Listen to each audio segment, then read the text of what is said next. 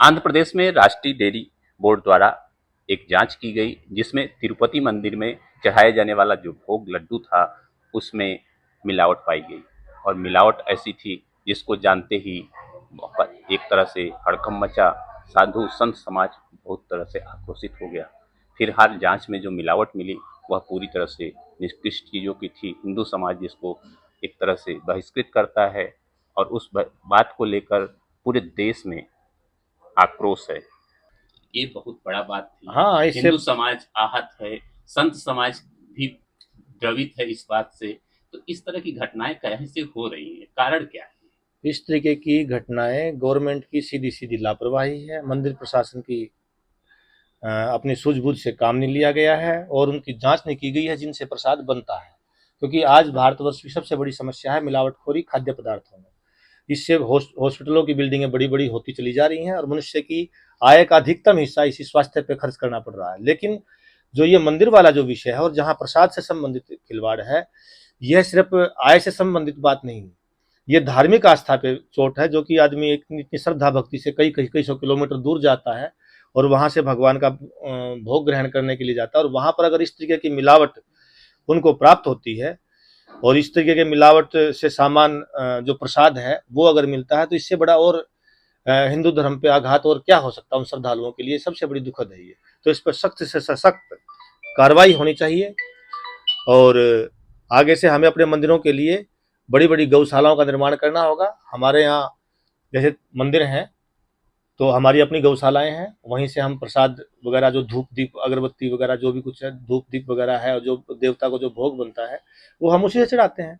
क्योंकि और कोई इसका समाधान, क्योंकि इन मिलावटखोरों के लिए गवर्नमेंट ने इतने कड़े प्रावधान नहीं किए हैं कि इनको उम्र कैद की सजा हो या इनको मृत्यु दंड तक दिया जाना चाहिए। क्योंकि छोटे छोटे बच्चों से लेकर के हर कोई इस खाद्य पदार्थों में मिलावट के चक्कर में आता है और हॉस्पिटलों में दम तोड़ देता है। किसी की किडनियां फैल, किसी के लीवर फैल, इतनी बुरी स्थिति है। तो स्वास्थ्य मंत्रालय को और भारत सरकार को इसकी तरफ विशेष तौर पर ध्यान देना चाहिए और खासकर मंदिरों में जो धार्मिक आस्थाओं पे भी इस पे जबरदस्त प्रहार होता है। इतनी श्रद्धा से लोग वहां जा रहे हैं और उनको जब ऐसा प्रसाद जो इतनी श्रद्धा से माथे से लगा के वो लोग खाते हैं और उसके अंदर उनको पता नहीं है कि क्या खिलाया जा रहा है, तो इससे बड़ा दुर्भाग्य और कुछ नहीं हो सकता है। तो मंदिरों को तो कम से कम बख्शें और इसमें गवर्नमेंट और जो भी इसमें दोषी हैं उन सब कंपनियों पे जहां से वो घी आ रहा था और जो उस घी को मंगा रहे थे बिना जांच के, बिना, उन सब पे कार्रवाई होनी चाहिए। अब जांच होगी, लेकिन एक बात है कि ये कोई अनजाने में की गई गलती तो लगती नहीं। आपको क्या लगता है, क्या किसी षड्यंत्र का हिस्सा है? देखिए, ये मिलावट ये जरूरी नहीं है कि हम मंदिरों में ही हो रही है। उस कंपनी का घी या उस तरीके का प्रोडक्ट जो वहां दे रही है, जो कंपनी जिससे ले रहा है वहां का मंदिर परिसर या मंदिर मैनेजमेंट, वो न जाने कितने घरों के अंदर भी जा रहा होगा। अनजाने न जाने कितने लोग उस चीज के शिकार हो रहे होंगे। तो जब तक भारत सरकार इसके ऊपर कड़े प्रावधान नहीं करते और मृत्यु दंड, क्योंकि खाद्य पदार्थों में मिलावट करना सबसे बड़ा अपराध की श्रेणी में होना चाहिए, क्योंकि वो मनुष्य जीवन से संबंधित विषय है। आदमी को जहर दे देना, ये जहर से कम है क्या? और भी न जाने कैसे हैं, न कोई मसाले शुद्ध रहे हैं, न कोई चीज शुद्ध रही है। तो इसमें गवर्नमेंट को ही सख्त होना पड़ेगा और जो लोग इसमें दोषी हैं उनको कड़ी से कड़ी सजा देनी पड़ेगी। साधु समाज तो इनसे यही अपेक्षा करता है, भारत सरकार जागे ताकि जो हिंदू सनातन धर्म पे जो बार बार मिलावट, कभी जूस के अंदर, कभी किसी चीज के अंदर, पता नहीं क्या क्या चीजें डाल डाल के ये लोग दे रहे हैं, ये इसका निराकरण होना बहुत जरूरी है। और जो योगी जी एक निर्णय लाए थे कि भाई अपनी अपनी दुकानों पे नाम होना चाहिए, वो लास्ट में वो करना ही होगा, क्योंकि नहीं तो ये ऐसे ही प्रहार होता रहेगा। पता ही नहीं चलेगा कौन क्या कर रहा है, कौन क्या मिला के दे रहा है। अरे हर किसी को अपने जहां से हम सामान खरीद रहे हैं उसका नाम पता जानने की हर किसी को अधिकार है, क्यों नहीं जानेंगे? जब तुम उसके प्रमाण पत्रों में, उसके आधार कार्ड में, सब जगह जब तुम जाति और पता नहीं क्या क्या जब तुम दे रहे हो, है गवर्नमेंट जब उनको खुद वर्गीकृत कर रही है, तुम इस जाति के हो, तुम इस जाति के हो, तुम इस जाति, या तुम इस धर्म के हो, तुम इस धर्म के हो, रिलीजन उसमें लिखा जाता है, धर्म उसमें लिखा जा रहा है, बताने में क्या दिक्कत है भाई किसी को भी? या तो गवर्नमेंट ही इस जात पात को और इस धर्म को बढ़ावा दे रही है, क्योंकि जब तुमने वहां लिख दिया, उसके परिचय पत्रों में लिख दिया, सब जगह लिख दिया, तो दुकानों पे लिखने के क्यों मनाई? चोट हमारे आस्था पे है, धर्म पे है, स्वास्थ्य पे है, जीवन पर है। हाँ, तो अब जरूरत होती है, हमेशा से संत समाज लोगों ने जागरूक किया है, तो इस बार भी क्या संत समाज आगे आएगा? बिल्कुल, हम हमेशा ही आगे हैं। जब भी धर्म संस्कृति पे कोई भी इस तरीके की बात आती है, या तो प्रसाद की बात है, या जो गणपति महोत्सव है, उस पे पत्थर मारे जा रहे हैं। हैं? किसने क्या बिगाड़ा है भाई वहाँ? कौन किसको कोई चैलेंज तो कर नहीं रहा है। अपनी शोभा यात्रा निकाल रहे हैं, देवता को लेके जा रहे हैं, सौहार्दपूर्ण वातावरण में जा रहे थे, लेकिन किया क्या? पत्थरबाजी कर रहे हैं। और अगर तुम्हारे साथ वही कर दिया जाए तो फिर कैसा लगेगा किसी दूसरे के साथ में? तो ये हर जगह ऐसा हो रहा है। और मंदिरों में विशेष तौर पे दक्षिण भारत के जो मंदिर हैं, और दक्षिण हम दक्षिण को ही क्यों वो करें, सारे मंदिरों में शुद्धता शुद्धता का हमें खुद भी संज्ञान लेना होगा, हमें खुद भी जागरूक होना होगा। और ऐसी किसी इन कंपनियों का बहिष्कार, ये गवर्नमेंट का भी काम है कि इन कंपनियों को सभी टीवी चैनलों पे दिखाया जाए कि इन्होंने ऐसे ऐसे कृत्य किए हैं, इन्होंने ऐसी मिलावट की है, और इन इन कंपनियों के मालों में ये मिलावटें हैं। तो कम से कम सतर्क हो जाएगा ना कि वहां भाई इन चीजों से प्रसाद बनाना है, इनसे नहीं बनाना है, ये हमारे इस्तेमाल की है, ये नहीं इस्तेमाल की है। तो ये स्वास्थ्य मंत्रालय से लेकर के जो खाद्य विभाग है, जिसकी ये नियम बनता है कि मिलावटखोरी से कैसे हम भारत की जनता की रक्षा करें, उस विभाग की भी नाकामी है। उसको भी इस चीज का ध्यान संज्ञान लेना चाहिए। सबसे बड़ी नाकामी उसकी है जो गवर्नमेंट के पैसे लेकर के अपनी ड्यूटी ढंग से नहीं कर पा रहे हैं। तुम इतनी बड़ी बड़ी तनख्वाहें ले रहे हो सरकारी, लोग 5-5, 10-10 हजार में तनख्वाहें, 5-5, 10 हजार की नौकरियों के लिए लोग तरस रहे हैं, और तुम लोगों को 50-50, 1-1, 1.5, 2-2 लाख रुपए की तुम गवर्नमेंट से तनख्वाहें ले रहे हो, और तुम इस तरीके की मिलावटखोरी पे अंकुश नहीं लगा पा रहे हो, तो क्यों तुम भारत सरकार का पैसा बर्बाद कर रहे हो? तो तुमको इनको जो जो सक्षम विभाग है, जिसकी ये जिम्मेदारी है कि मिलावट के प्रति अंकुश लगाना चाहिए, तो वो उस विभाग का ये फैल है, वो फैल है इसमें, ये उसकी नाकामी है, और उसको इसमें संज्ञान लेना चाहिए। हम मेन रूप से उसको भी, दूसरा किसी भी मंदिर के मैनेजमेंट में उसी धर्म से संबंधित व्यक्ति, उसमें धर्म में आस्था रखने वाले व्यक्ति ही होने चाहिए। एक ये भी इसका एक विषय है, क्योंकि ऐसा सुनने में आया है कई जगह कि कुछ ऐसा है कि हिंदू धर्म का मंदिर है और मैनेजमेंट में बहुत से कुछ अन्य जो जिसकी उन धर्मों में आस्था नहीं है, वो भी मैनेजमेंट में आ जाते हैं।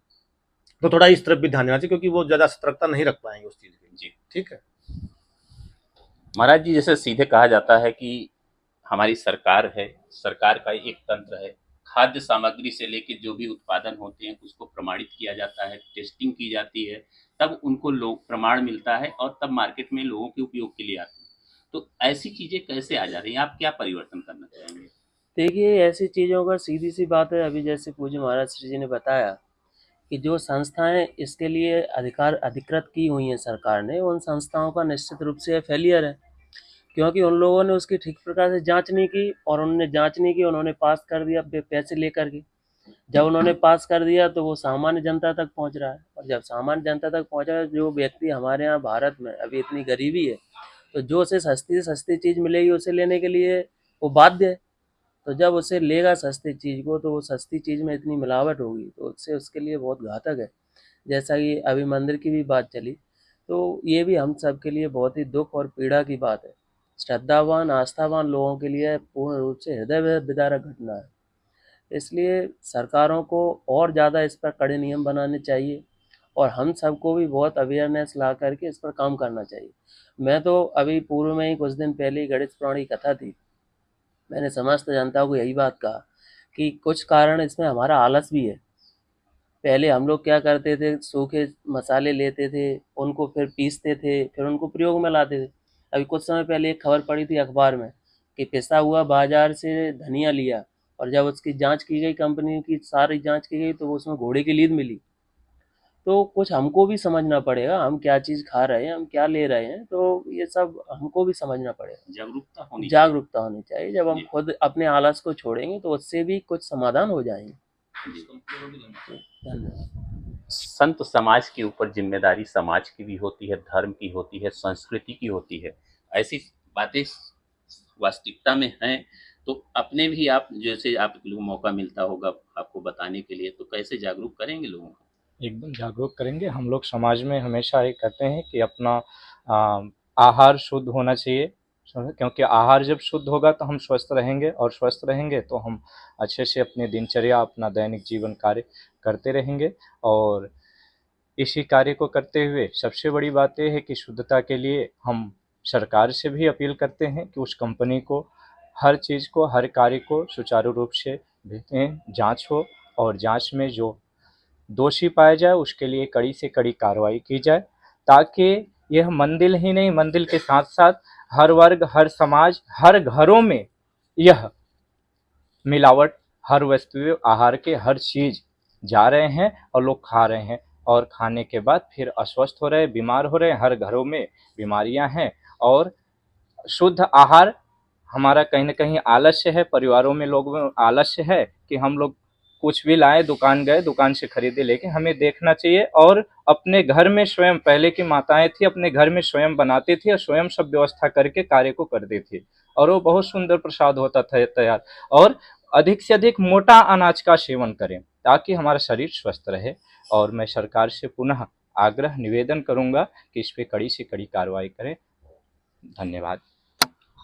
जैसा कि आपने सुना कि जो मुद्दे चल रहे हैं उसको लेकर संत समाज भी जागरूकता की बात करता है, दूसरी तरफ सरकार भी अपनी जिम्मेदारी को पूर्णतः निर्वहन करे, आम जनमानस भी जागरूक हो और तब जाकर इस समस्या पर कुछ समाधान हो सकता है, ऐसा कहना है यहाँ के श्री महंत यमुनापुरी जी का, आदित्यपुरी जी का और स्वामी चैतन्य ब्रह्मचारी जी का। और आप जैसे सुन रहे हैं ये प्रयागराज की नगरी है, तो अधिकतर चीज़ों की शुरुआत प्रयागराज से ही होती है। यह आध्यात्मिक जागरूकता जो है, ये मिलावट को लेकर जो जागरूकता है, इसकी भी शुरुआत प्रयागराज से हो रही है। Shivpujan Singh, NBT online, Prayagraj, Uttar Pradesh.